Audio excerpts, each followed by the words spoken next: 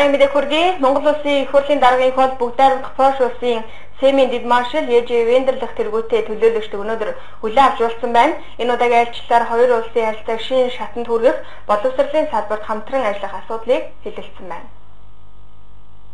Ноён Ежи Вендерлих улсын их хурлын даргыг цаг зав гарган хүлээн авч талархал илэрхийлсэн.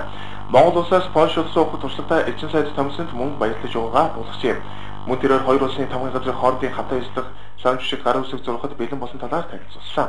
Монгол улсын их хурлын дарга Польш улсад ажиллах үеэрээ гар үсэг зурх хоёр талын тохирлогыг хийсэн байдаг. Түүнчлэн Монгол улсын их сургуулийн Польш хэлний анги оюутнуудаа уулзаж сонсогдсон зэрэгцээ оюутнууд долох тэтгэлэг цаашид хийх арга хэмжээний талаар мэдээлэл сонсгосон байна. Улсын их хурлын дарга инх бол Монгол улс нь Европын холбоог 3 дахь хөршөө гэж үздэг. Тэр дундаа Польш улстай олон жилийн уламжлалт найзлах харилцаатай явж ирсэн бөгөөд хоёр орны уламжлалт найзлах харилцаанд парламент хоорондын хамтын ажиллагааг чухал үүрэг гүйцэтгэдэг болохыг онцлон тэмдэглэсэн юм.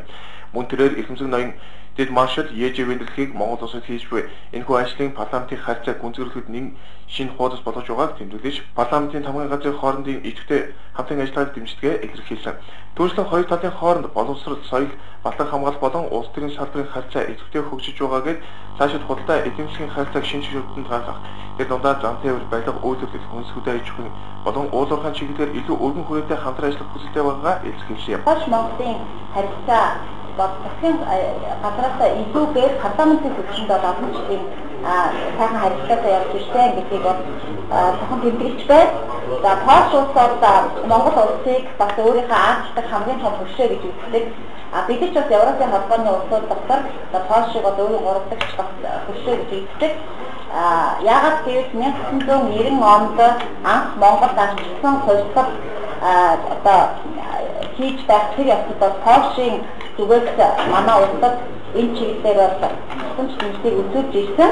За тэр үед бол солидарность гэдэг Польшийн арчдын байгууллагыг бол өнөөдөр Польшийн эцэг сайдын яагаад эцэг сайдаар ажиллаж байгаа Ноён Гамбатар за хатны мэдих Баабар нар бол Польш улсад туршлагатай солидарностын үндс санаа туршлагыг болоод яг энэ ахсан улсад бол хэвлэл байснараа бол Монгол Польшийн 25 жилийн өмнө арчдын харилцаа зүгтээ байдаг юм аа.